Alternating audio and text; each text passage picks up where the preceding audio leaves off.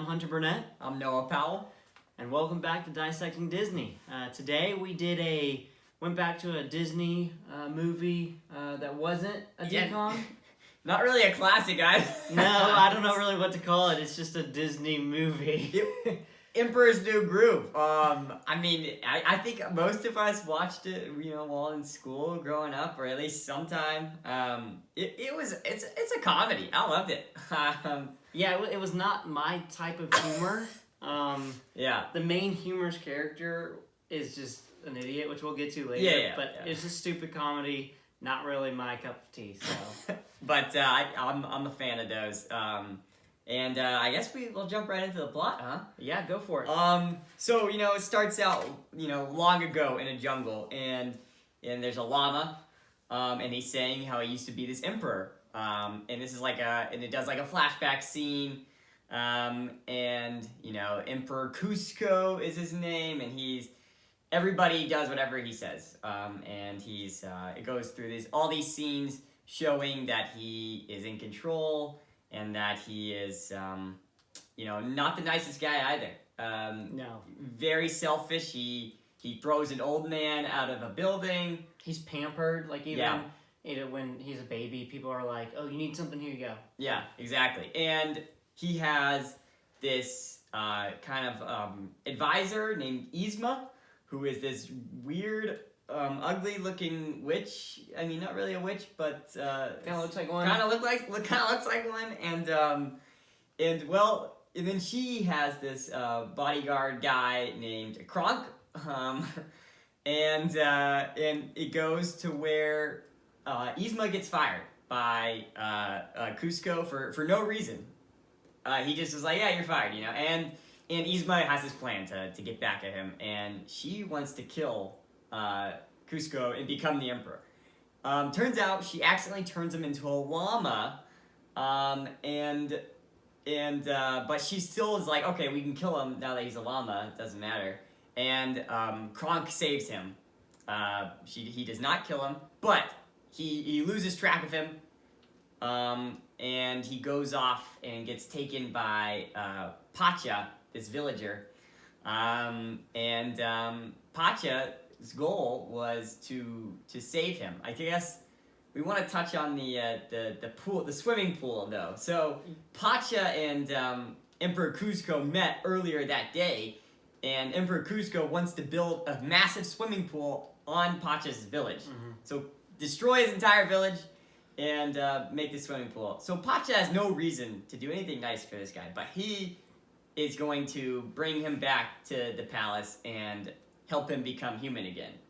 Right, and the rest of the story is basically Pacha trying to get the emperor back to the palace. Yeah. And along the way is teaching him lessons along the way, and teaching him basically that he needs to be less selfish, which are some things we'll touch on later. Mm-hmm. Meanwhile, Kronk and Yzma are trying to find the Emperor and Pacha. So they are searching everywhere. Kronk is just carrying her on his back, and eventually everyone gets to the palace at the same time. Yeah. And the Emperor Cusco and Pacha are looking for the vial to turn him back into a human, and they find it, but it gets all mixed up. They are taking all these different vials, turning Emperor Cusco into every different animal. Yzma becomes a cat. Finally, he gets the vial that turns him into a human, turns back, and becomes a nicer emperor. Gets his emperor spot back. Yzma's still a cat, and ends up building a house right next to Pacha's house, and they become best friends. Yeah, did not end up taking over his house and his village. And just really showed that he had a new groove. You been waiting on that one? I was definitely. All right, well, let's touch on some characters, all right? So yeah, let's touch on some characters. First character, obviously, we need to touch on is Cusco, the emperor, right? Yeah. And we kind of touched on this a little bit, but he is the emperor, and from his babyhood, I don't know if that's a word, but from his babyhood, he is pampered. Yeah.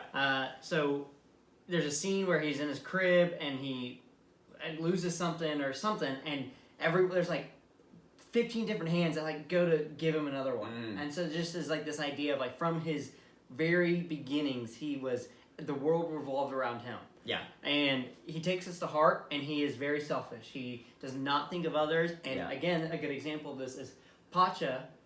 I want to struggle with that name, Pacha. I keep wanting to say Pache. Because Christian Pache, top prospect of the Braves, not really relevant in this context. No idea who that is. But Pache is going to be a beast. Watch out. Next Mike Trout. You heard it here first. Pacha, goes to the Emperor, and the Emperor's like, hey, which side is better basically for my swimming pool to be on at your house? And Pacha's like, well, I lived there, and I've lived there for 6 centuries. And the Emperor's like, yeah, okay, that sucks. Like, that's on you. That's your problem. I don't care. Yeah. And then for the first half of the movie, really, he's, I don't care. It's all about me. You're a peasant. I'm better than you because I'm the Emperor. Pacha has this decision to make. Is he could either help the Emperor get back and try to become a human, or he doesn't have to. And even though the Emperor won't budge and still plans on building a swimming pool on his house, Pacha is helping the Emperor. Right. That is not a good reason. And he still continues. Even after the Emperor lied about, he shook on it saying, okay, I won't build my swimming pool there. Then he was like, no, never mind. I'm still going to do it. Yeah, Cusco, and this goes to show the Cusco, that scene that you're talking about where he basically gives him his word and then goes back on it the moment he can, shows what kind of person that Cusco is. Yeah. I mean, he's not principled at all. It's all about him. It's what he wants. He's instant gratification. He just epitomizes kind of indulgence in self. Yeah. And I think the whole movie revolves around Cusco understanding and kind of growing out of those ways. He's also like very childish. I think like he complains a lot, he cries, he gets really fearful, whereas Pacha is kind of relaxed.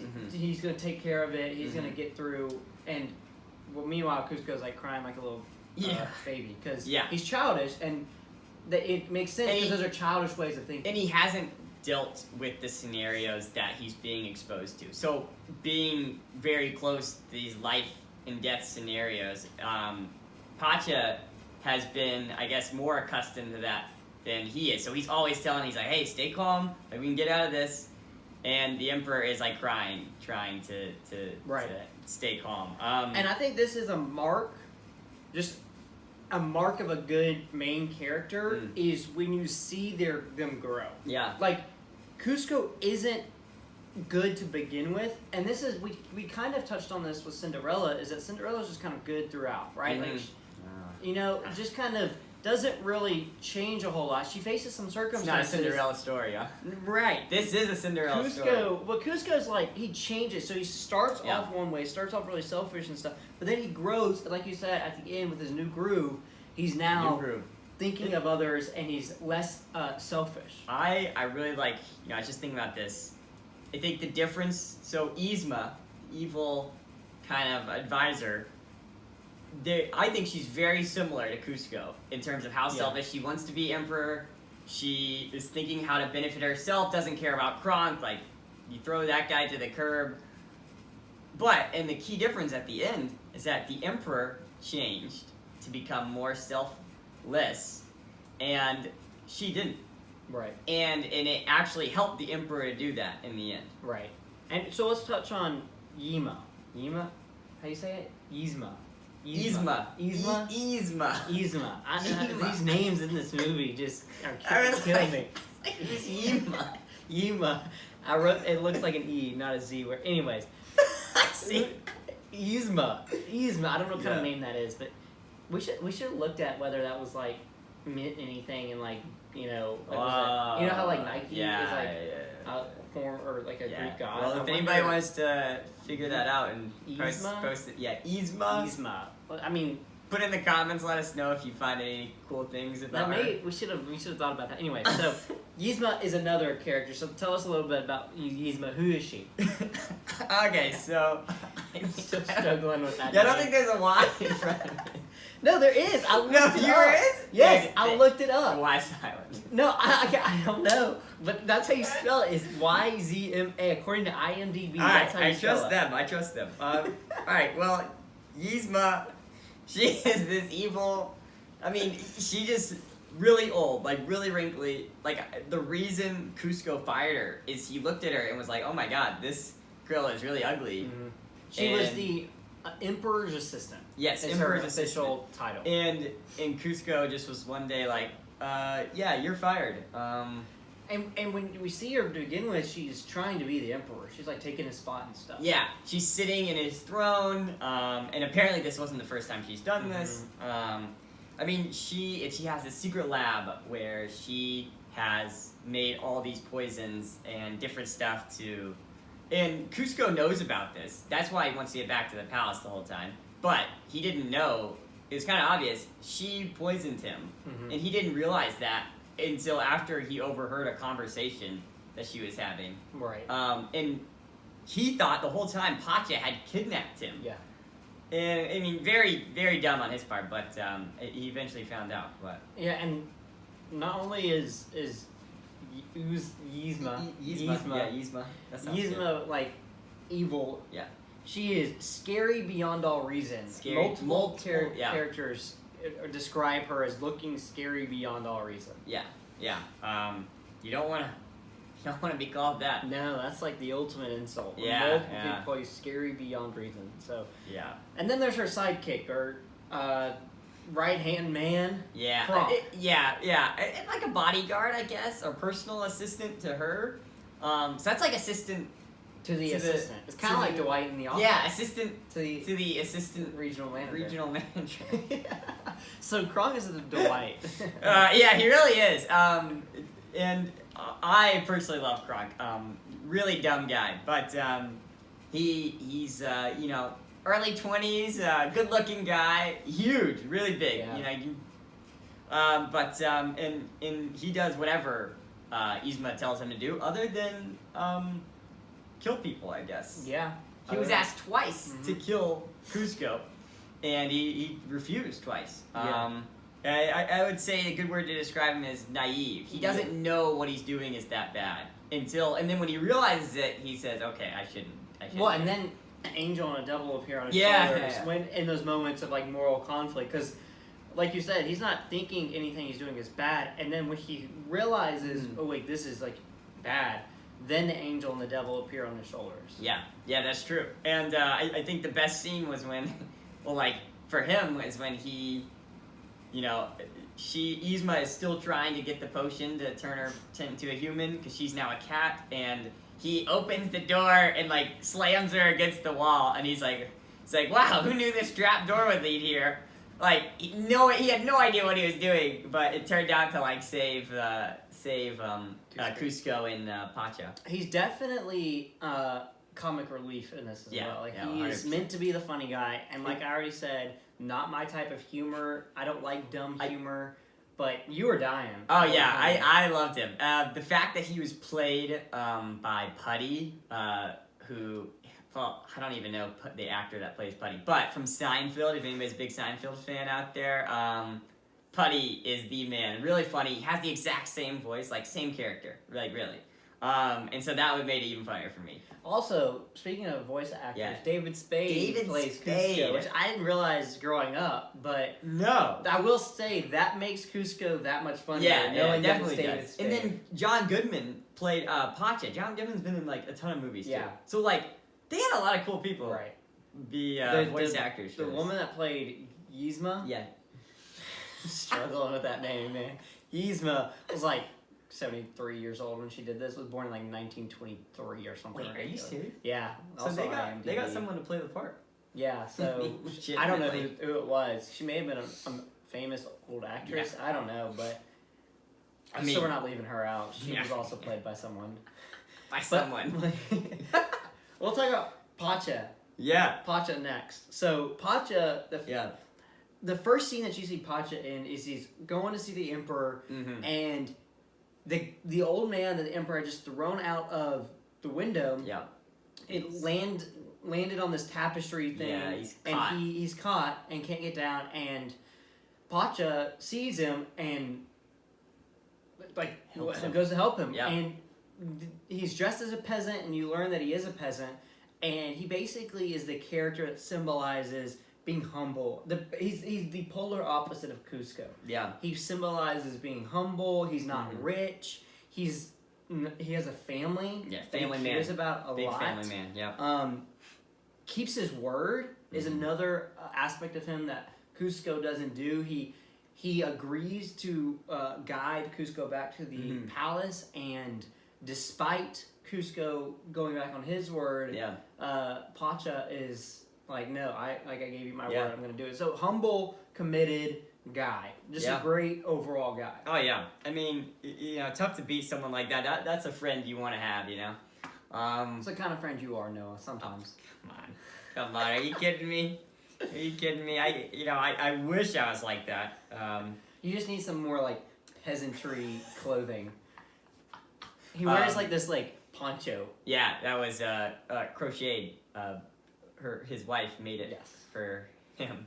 But yeah, no, I think I mean what a character, and how he was just always giving and always being nice to Cusco when he didn't have a reason to. That's sacrificing. And like we talked about, it's kind of the adult in the room, right? Like he's the adult in the movie. He's the only one acting like an adult. Yeah. When Cusco's freaking out and losing his mind and crying, Pacha is like we can't just cry. Like, we need to do something about it. Like get Keeps over him it. going. Like he's like he's the adult in the movie. Yeah. And this brings us to some themes in this movie. Big and themes. obviously the biggest theme being the virtues of being selfless. Yeah. Or negatively, the consequences or the negatives of being selfish. Yes. I think the key was like basically being selfish is terrible. And there's so many instances of that. I think whenever the emperor wasn't the emperor anymore and he was the Lama, he realized how so many things happened to him because he was selfish that nearly killed him or were so bad to him. So, going off on his own into the forest, nearly dying to panthers. Gosh, what is so much else. Well, and then Pacha, when they're crossing the drawbridge, and Pacha falls through, and he's in that moment he's selfish, and he's like, oh, bump you, keeps walking, and then he falls through. Right. Yeah.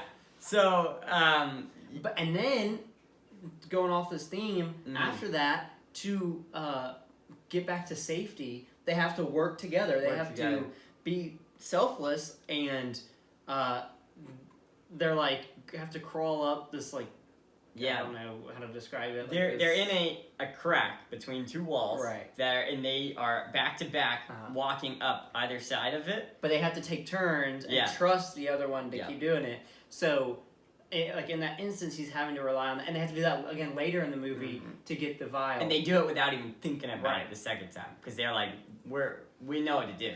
And along the way to the palace, Pacha is constantly saying, you have to think about others.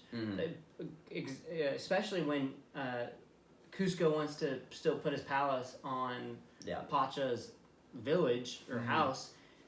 Pacha's like, why would you be that selfish? Yeah. Why would you do that? You need to think about others. Think about all the people you're hurting by, putting your own swimming pool there. And I think, end of the movie, he realizes, how much he needs other people in his life, and how he can't just throw people like Pacha to the curb, because it'll come back to haunt him. I think going into that, it leads into loneliness, being selfish. So, he told Pacha off, after all Pacha's done for him, and so Pacha leaves, and Cusco's left, eventually trying to be in a herd of other llamas, because he's out of options. He has nobody.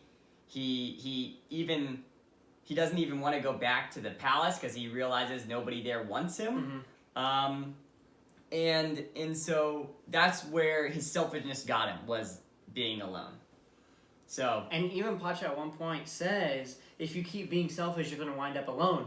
And when we see Cusco to begin, he is alone, right? Yeah. He's got Yzma, whatever her name is. Yzma and Kronk, but they don't really care about him. No, they don't care about him. So it's really just him, and he's lonely. And then Pacha has a family, has kids that are excited when he comes home, has a wife that loves him who's also pregnant. Like he's a family man. He has people that are he loves and people that love him because he's not selfish, because he's selfless, because he's willing to love and care for others. Yeah. So loneliness, like you said, selfishness leading to loneliness is a huge theme throughout this movie.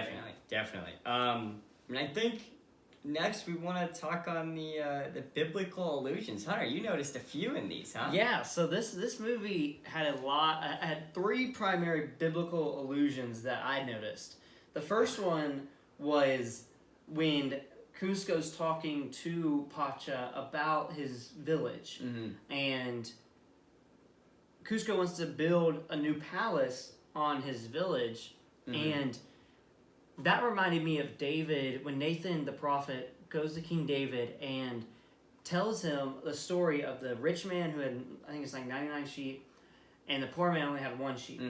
And I think a guest comes into town, and the rich man with 99 sheep takes the one man, the man with 1 sheep, his sheep. All that he had, even though he had plenty, he went after the one that had very little, took it, so that he didn't have to sacrifice any of his. And then King David's like, this man deserves to be killed. And Nathan's like, that man's you because he slept with Bathsheba. That's beside the point.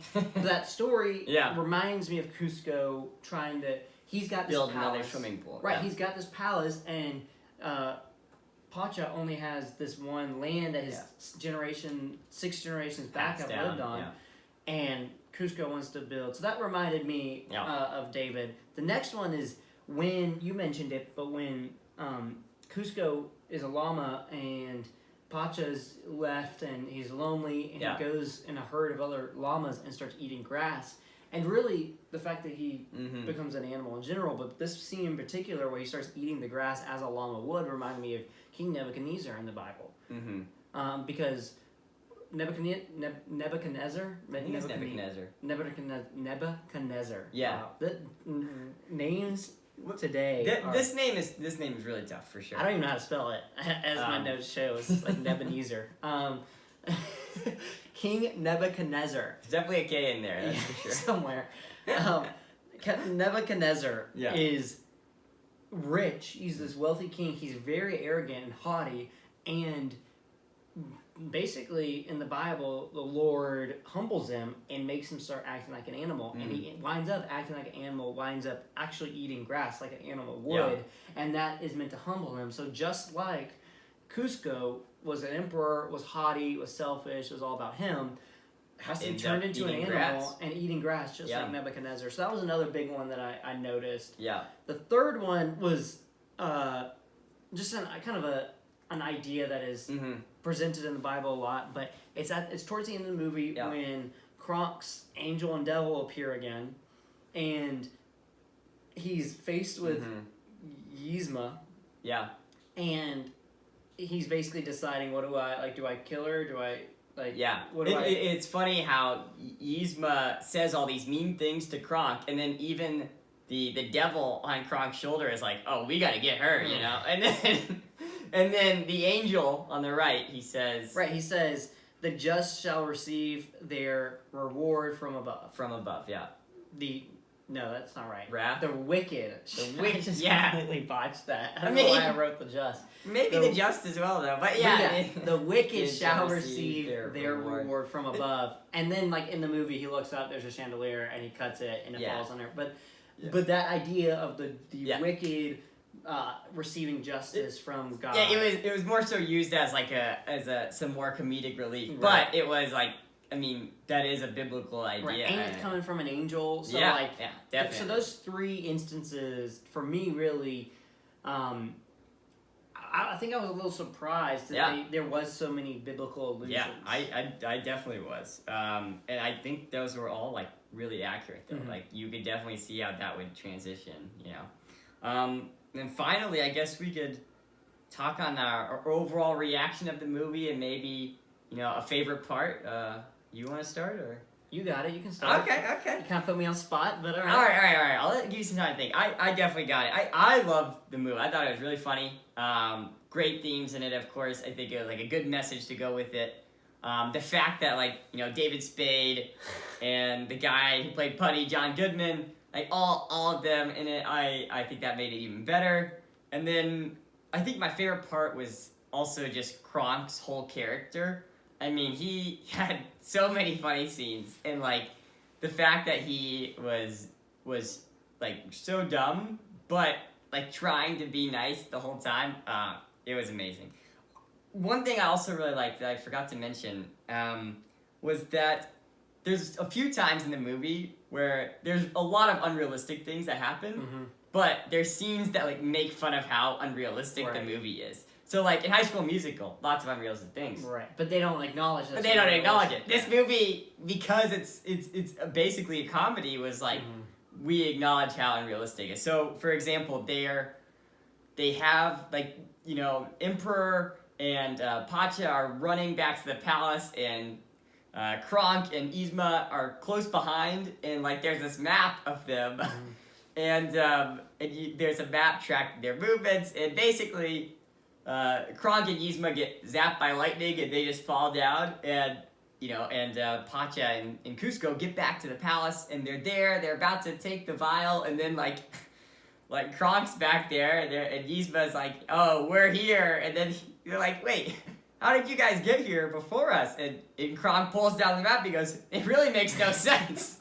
But, like, I guess knowing that, like, you expect the bad guy to do that in every movie, and, like, to, like, stop them right before they get what they're looking for, and so, I mean, that's what happened. And then the other scene was where Pacha and Cusco are on the wall, they're trying to get up, you know, saving themselves, and these bats come flying out of this cave that they're in, and lift Cusco and Pacha up to the ground, exactly where they need to be. Yeah, exactly where they need to be. And they're standing too. They end up standing, and they just gotta look at each other and start to laugh, because they're like, well, that should never happen. So, like, that makes no sense. But so that was funny that they did that, because, like, you know, I'm sitting here like how the heck does that happen, you know? And then, like, they do that, I'm like, oh, that's pretty good. Yeah, I agree. That was funny. It was like making fun of the fact that it was so unrealistic. Well, my overall reaction is it's goofy. It's not my type of movie. Not my type of humor. I don't like super weird, unrealistic movies. This reminded me a lot of Dumb and Dumber, and you hate Dumb and Dumber. I'm a big fan. Not a fan. I may get some hate for that, but I'm not a fan. I don't know how many other people like it. There's like a cult following. There is, for sure. But, so I think it's goofy. It's meant to be funny. If that's not your type of humor, it's not your type of humor. But I will say the messaging is very good. They kind of do the extremes. So you got Pacha who's like a saint, you know, saintly peasant that's humble, and then you got Cusco who's like over the top selfish. And they kind of use those to send the message of, like, this is what you don't want to be, this is what you want to be. And especially like in the form of a kids movie, I think that's good messaging to show, like, no, like, think of others. Don't just think about yourself. Like, the world doesn't revolve around you. And there are a lot of people that need to hear that today. Maybe a lot of people should watch this movie. I'm just going to throw that out there. Yeah, that is. So, I like that messaging. Throwing shade out there, honey, huh? My favorite scene, I would say, is probably when Pacha goes back home after seeing the Emperor for the first time. And the opening scene with him helping the old guy, you kind of get a sense of who he is, and you see kind of what character he's going to be. But I think when he goes home and, like, his kids run out to see him, they're like, Dad's home, and his wife who's pregnant comes out and, like, kisses him, and you just see, like, that family dynamic. It kind of gives you a sneak peek into his life, and you get to know him a little bit more. You get to sympathize with him a little bit more and see who he really is. And I think that's a really well done scene. Yeah, I also, going off that, how he, you know, he realizes, like, this might be the last time he's able to go back to his home that he's had. Yeah, and so then he's having to wrestle with, you know, do I tell him? Do I not? Like, this is also, like, I'm going to have to appreciate me, you know, us living here for the last time, probably. So it's just a really well done scene. So I think that was my favorite scene. I guess one other thing I wanted to say was I really liked how the movie at the start was narrated by the Emperor, but, like, it was still while he was so selfish. So he's sitting, you know, he's in the jungle and nothing has gone his way, and he's like, I'm the victim here. Right. Pacha, that guy sucks. Yzma, he doesn't even realize how bad Yzma is yet. Right. And I thought that was interesting how, you know, like you hear him narrating it and you're like, oh, so he's still selfish. But then, like, you know, that wasn't the end of it. You know, a typical flashback is like, it shows maybe the ending of the movie. Right. And then comes back, but like this one was like in the middle. Right. So it's like pre him getting the new groove. So Right. I thought that was really cool. Yeah, it was. Overall, pretty good movie, though. Oh, yeah. I'd watch it again. I'll say that. I don't know if I will, but again, not my type of humor. Yeah, I get that. All right, well, please like, subscribe, share, do all that, comment, let us know what you want us to watch next. We haven't talked about it yet, so you could definitely influence the next decision, the next movie we watch. I think we want to do a Pixar movie, but honestly, up for grabs, up for anything. Let us know. Let us know. All right, see y'all. See ya.